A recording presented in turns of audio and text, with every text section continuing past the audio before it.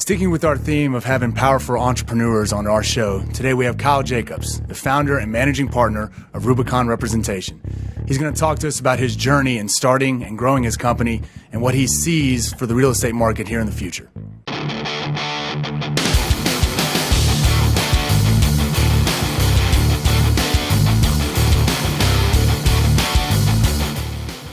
Welcome back to Hashtag Loaded, everybody. We've got the A-team here again.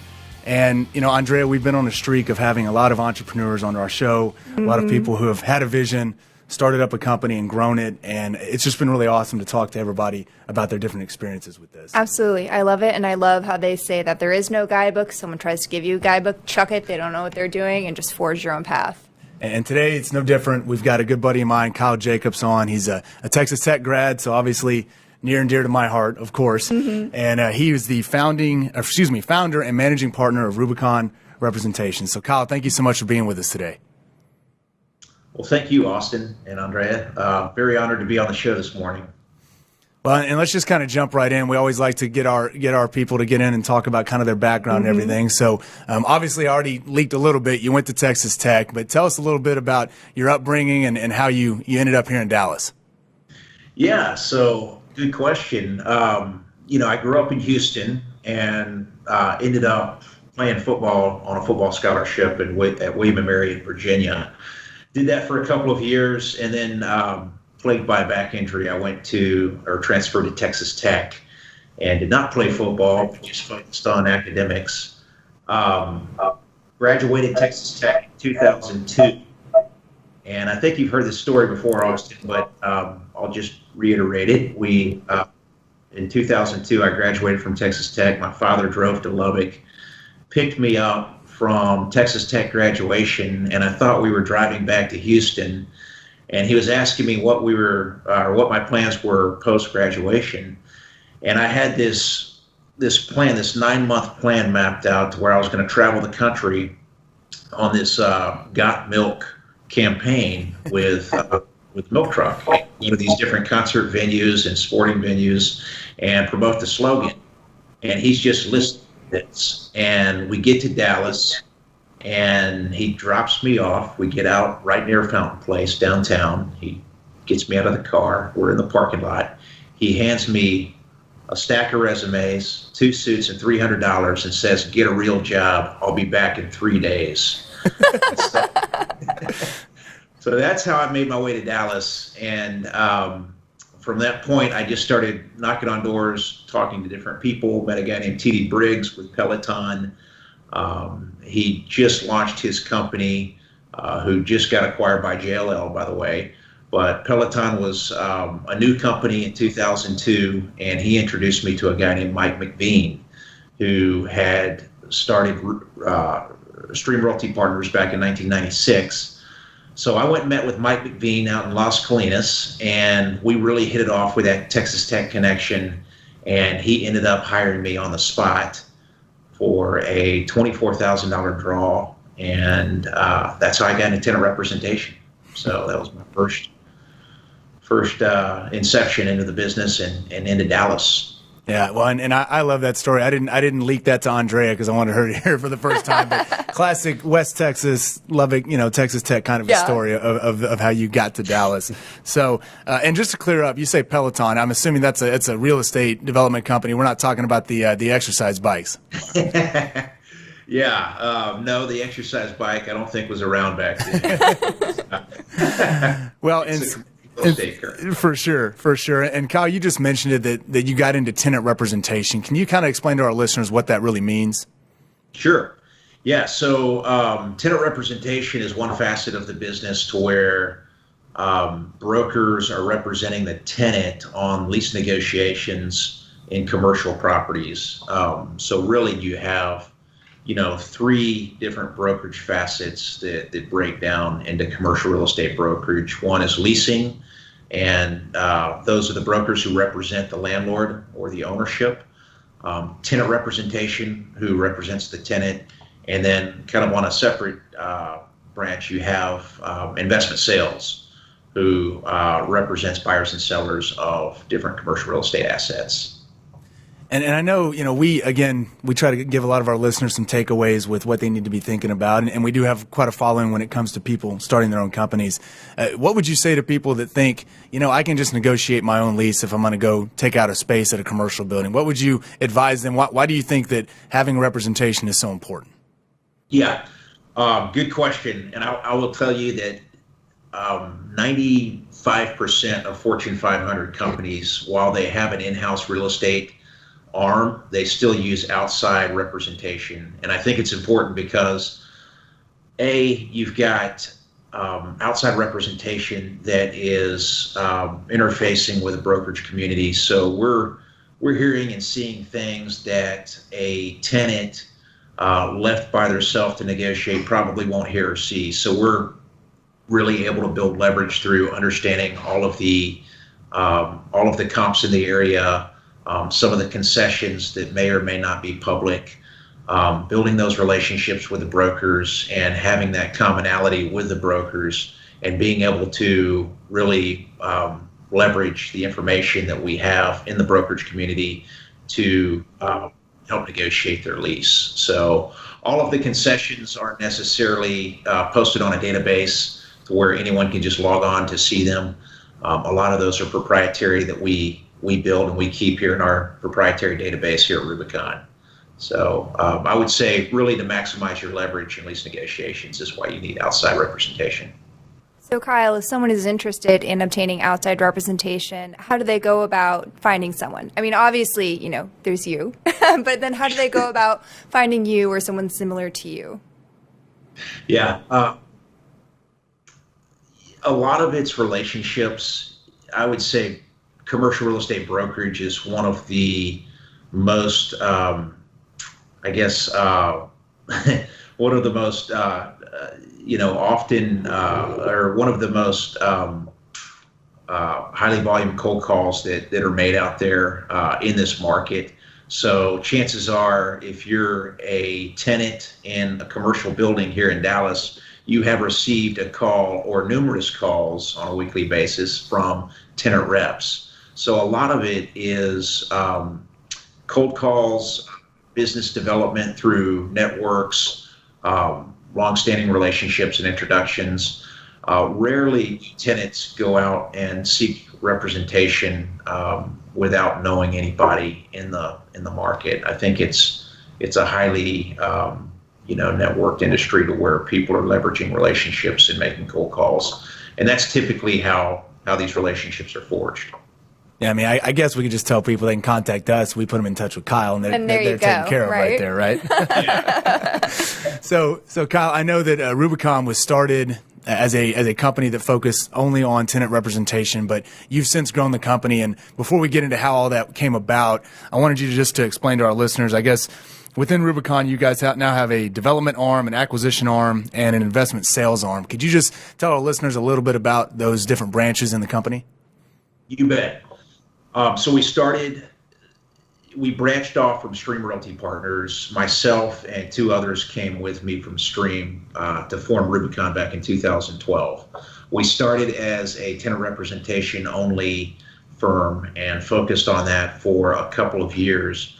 Well, we ended up realizing that we needed to evolve into more of a user-focused platform that enabled us to extend some of the service lines like development, like principal acquisitions, where we joint venture with our clients out to our client base, and that's when that's the really impetus that caused us to start to think bigger and more prolific with our service line. So tenant representation was always our core, still is. And I would say the development arm evolved whenever we started healthcare. We had represented a healthcare company in 2015 called Healthcare Associates of Texas. And they're a very prolific primary care group based out of Irving, Texas. And they had a need for about 100,000 square foot primary care facility in Las Colinas. Well, we scoured the market. We couldn't find what they were looking for. So we said, why don't we just go build what you want instead of trying to really force you into build a building that's not ideal. And they said, that's a great idea. So we went out and secured raw land and developed plans for 100,000 square foot build-to-suit. And that ended up getting done in 2017. Well, that really spurred the second phase, which was anchored by UT Southwestern. So a second 70,000 square foot phase, which was started in 2018, and we actually just sold that building. So I would say the healthcare arm is what really plunged us into development, and we saw the need for a very specific offering that we can deliver to our clients that doesn't necessarily force them to focus on only the supply that's currently available in the market, but really expand beyond that and look at what can be created in the market. And so that's really where we started with development. Principal acquisitions take on various forms. Sometimes we will acquire properties on our own. Sometimes we will acquire properties in joint ventures with a client or another equity partner. And I would say that's advantageous if a client does not want to take on personal recourse debt or have any sort of obligations, but also wants the upside of investing in their real estate. So that's really helped us, garner the demand for that from the user base. Yeah. Well, and so, I mean, we talked to a lot of our entrepreneur guests about how they got the inspiration to start their company. I'd like to kind of work backwards, though, because you just talked about y'all had a core competency of tenant representation. You obviously had some opportunities, but what would you say was the biggest factor that led you to believe, you know what, we can take this giant step and we can step out of this comfort zone and go down this road? Yeah. So 2012 came and we launched Rubicon in June of 2012. I had been at Stream Realty Partners for 8 years prior to that, and I was the managing director of the tenant representation department at Stream. And we were really able to build a team there at Stream that was really well versed and very competent with our service lines. But we felt like we wanted to go build a culture that was unique and different and really focus on the producers of the company and provide them with an offering that was unparalleled to any other company in Dallas. And so that was really the initiative to start Rubicon was, hey, we've got existing producers that can really go, and if we provide them with all the tools and resources that they need, we really feel like one of the best and most elite firms in Dallas doing what we do. So that was really the initiative. So June 2012, broke off from Stream. 3 of us started Rubicon, and since we've hired 16 brokers, and we've expanded our service lines into development and acquisitions. And I think we just saw opportunity, and we didn't want to be confined by one service line like we were at Stream with just a focus on tenant representation in this city. So I think the broader spectrum was very appealing to us, and that's really what spurred the move. Well, and I know, Andrea, you and I were talking before the show, and you've got a burning question you wanted to ask Kyle about the inspiration there. Yes. So, Kyle, I am a closet classics nerd. I studied Latin for 5 years, right? Very, very thrilling. And so I was very curious, how did you come up with the name Rubicon Crossings? I mean, does it have anything to do with Julius Caesar and crossing the Rubicon? You want the true story? Yes. Absolutely. We are all about the truth here.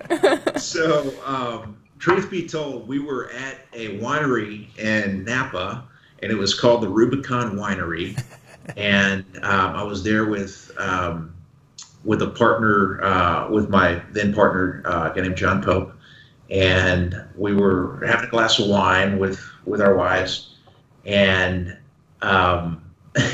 we asked, where did this name Rubicon come from? And so while drinking Rubicon wine, we got a history lesson on Caesar expanding the Roman Empire and saying the die has been cast. Whoever crosses this river, the Rubicon River, is with me for life or death. And failure is not an option. And so we thought that was perfect, story. We launch the company with the name Rubicon backing it. So our motto was failure is not an option. And that's what we moved forward with the name Rubicon under. I love that. Yeah, so a mixture of your, what you were on the Latin side plus the experience. That's awesome. That's awesome. Well, so Kyle, you mentioned this a second ago that part of the vision was you wanted to create an environment where your producers, your team members, had everything they could to succeed. And Rubicon was named by the Dallas Business Journal as one of the best places to work in 2019. So it sounds like this was something you focused on from the very outset. Is that true? It is, yeah. So I spent a 2-year stint at Staubach Capital, and that's Roger Staubach's company. And one thing Roger said to his employees is that I want to provide you with all the resources and all the things that you need to go out and be successful, so that no one has an excuse to not be successful. I've always carried that with me in my head. And when we started Rubicon, that was our vision, was to provide all of our producers with everything, all the tools and resources they need to be successful, so that they can go out and really execute at an optimal level. And so that was very, very critical in how we, built the company. Yeah, and Andrea, you and I have talked about workplace culture a lot, and especially in some of these smaller companies. So, is that when you're bringing people on board, how do you try to vet those employees to make sure that the culture at Rubicon stays in line with the vision? Yeah, good point. It's difficult. I think the culture is certainly the number one component that we have and that we thrive on here at Rubicon. So, keeping and preserving that culture is really critical to our success. And vetting prospects and candidates out to make sure that they really fit in with the culture is something that we go through, not individually, but really take a team approach. So when someone comes in to interview, it's not just myself interviewing them or my partner Chad Hennings. It's multiple people at the firm to get a gauge on whether or not this person is a cultural fit. And so we look at that first and foremost, and then we look also at their skill set and understand if they have the skill set to really be successful at Rubicon and in this industry. And then look a little bit at their background and understand what they've done in the past that would really that would really indicate future success here at Rubicon. So those are really the focus on. Yeah. So, I have a question. Say you have Susie Q, and she graduated from SMU last year, and she has spent a year working with her friend's startup company, and she's realized, hey, I want to come back home to Texas, and I want to get into this industry. If Susie Q wanted to work in the industry, what are some tips that you would give her? What sort of experiences should she be cultivating? What sort of skill sets, concrete skill sets, should she be building in order to make herself an attractive candidate for, some company in this industry, yours or someone else's? I think, in retrospect, if I had to go back to Texas Tech and remajor, I would focus on accounting and finance.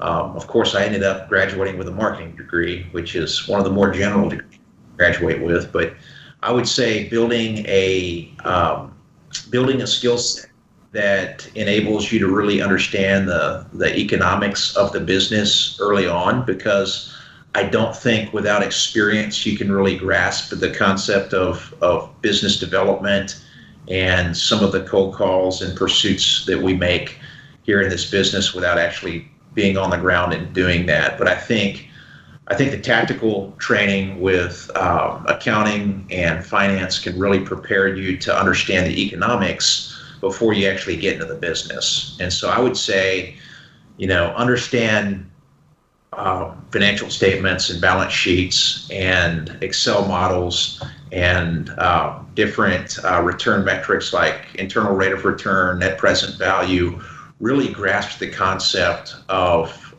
how those models work and how they apply to businesses and just economics in general. And Kyle, speaking about the economics, obviously we're in a crazy year right now, and you being on the tenant representation side, you've seen probably a lot of crazy things. And so just want you to kind of talk to our listeners. What are some of the specific challenges this year that Rubicon's seen with some of its tenant clients? Yeah, it's certainly an unpredictable year to where nobody knows how this is going to shape the future of commercial real estate. Will there be a paradigm shift to, the talk is that big corporations are going to shrink their footprint and move and disperse out of the urban areas, or at least open up new locations outside of the urban areas and spread out more geographically. That's kind of the reoccurring, conversation that we keep hearing. Will that happen? I don't know. I think there will always be a demand for a significant presence in urban core. But I do think, we've got our challenges in front of us in terms of, you look at the different sectors that we focus on: office, industrial, and healthcare. I would say office is the most vulnerable right now out of the three. Industrial, I think, is doing excellent in terms of demand and in terms of valuations. I would put healthcare in the same bucket. I think healthcare is very robust. There's a lot of demand on the user side and on the investment side. But office, I think, is going to struggle because I think you are going to see a lot of companies continue to just kind of kick the can down the road until they get more, until there's more stability in this economy, in this environment. Right now, there's a lot of uncertainty, and that leads to the demand for flexibility. Well, it's really hard for a landlord to deploy a lot of capital into a tenant space and into their concessions without having some sort of long-term stability that tenant's going to be in the building for the next 5 to 10 years. So I think a lot of it is kind of centered around the uncertainty in the economy right now, and nobody really wanting to make a long-term decision. So that certainly handicaps the office side of things. How will this play out? I think it's anybody's theory on how this is going to play out. I do think that you're going to see a flight to the suburbs. I think you're going to still see a flight to quality in terms of what tenants want and demand. But I do think, you're going to start to see things in the urban core reshape a little bit. I think, the amenities that have been really popular over the last decade are going to continue to be popular. I was actually meeting with the Stillwater Capital guys who are developing the PGA headquarters up in Frisco last week, and got to hear their development pitch on what they're doing up there. And it's really fascinating. They're really, focused on a sport, a kind of a lifestyle sport of golf, much like what Jerry Jones did at the Star in Frisco. They're applying that same concept to golf at the PGA headquarters. And they're going to create an amenity base around it. They're going to create offices. They're going to have an 18-hole champion course that's going to be probably one of the best, if not the best, in North Texas. But they're going to create a whole lifestyle center out of this development. And I think tenants are going to flock to it. So when you said earlier that you think the urban core is still going to be there, but it might change a bit, do you think that there will be a rise in flex working spaces or co-working spaces where, say, you have several small companies, maybe you have a small online clothing boutique, you have a small, accounting, and then a small, well, not law firm because they're funny ethics rules, but we'll say a shoe boutique, a small one, is maybe they all go in on a lease and say, okay, well, we want to be able to have the flexibility to have a boardroom, to have meetings, to have Zoom meetings, so on and so forth, and they just need a space, but they don't need it for the full time. Do you think that's something that will develop over the next years or so, or do you think that just won't be a thing given concerns about the virus? Yeah, I think you're probably going to see some of that. It's a little bit tricky because with the co-working concept, you've got short-term flexibility, and I think while that's really, the demand right now, nobody wants to make a permanent decision. You still do have to contend with things like privacy issues and building solidarity within your company, and that's really hard to do when you're kind of mixed and scattered in these co-working facilities. I think it's very appealing to the one-off entrepreneur, and it's really appealing to the company who needs who just needs flexible space, that what we call swing space in the business, to where they're maybe waiting a year before their space gets finished out, or they're waiting to see if they're going to be able to expand. So it certainly does have a demand component behind it, but I think it's going to be hard to get those tenants to commit to longer term at those co-working spaces. And then when you have multiple companies signing a lease, you've got to understand the guarantee of that lease. If I'm a landlord, I'm going to want some sort of joint and several guarantee from all of the tenants. So credit will become a factor. I think, what if one tenant wants to vacate and the other tenants want to stay? So there's a lot of things that kind of go into that, but I don't know. I think you're going to continue to see a demand for flexible space that co-working can offer, but I think it's going to continue to struggle with certain issues like privacy and building that unity within the company. Well, and so Kyle, we appreciate you talking us through all those things, and we always like to kind of end our show with somewhat of a takeaway for our listeners. And so what I'd ask you is, for anybody out there looking to start up their own company, whatever industry they're in, if you could give them one takeaway, one piece of advice, what would that be?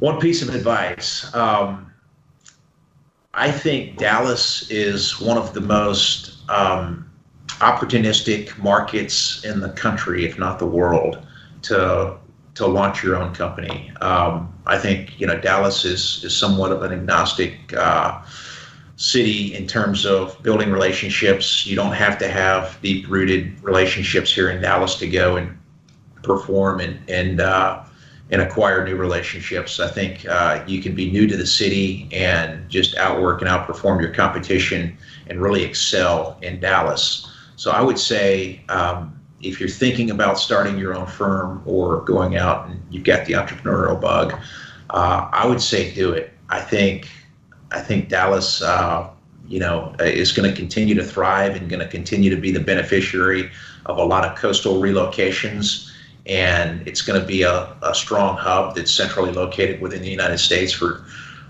years to come. So I'd say if you're thinking about it, vet out all the pros and cons, and if there are more pros than cons, I'd say do it. And failure's not an option, right? That's right. Well, Kyle, thank you so much for being on the show with us today. Thank you for sharing the story of Rubicon. I loved hearing, again, I always love hearing that story about your dad dropping you off after college, but I loved hearing the story about how the company got named and everything like that. So thank you so much for being here with us today. Yeah, thank you. You bet. Thank you for having me. Absolutely. So that's it for today on #Lawyer. Make sure and stay tuned for our closing argument, where we talk about how a famous YouTuber may have committed voter fraud.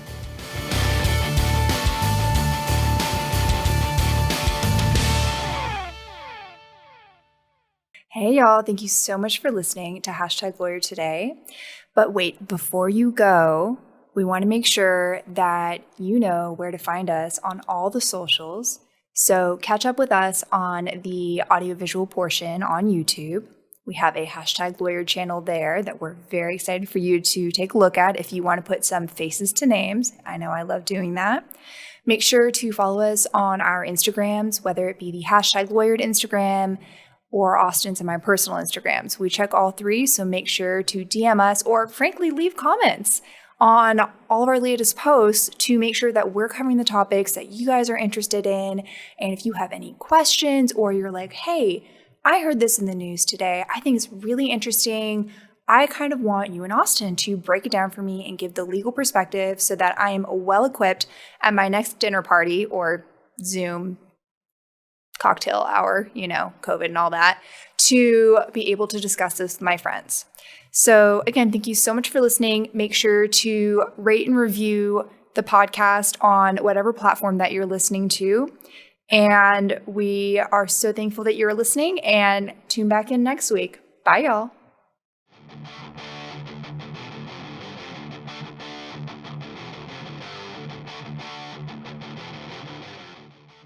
Today on Closing Argument, Tana Mojo recently offered naked pictures of herself through her uncensored YouTube account for anyone who showed them that they voted for Joe Biden. Well, unfortunately, her and potentially the 10,000 people who did provide proof they voted for Joe Biden may have just committed voter fraud. I guess vloggers like Mojo should pay attention more about voter laws before engaging in a send nudes campaign that potentially could land her in jail.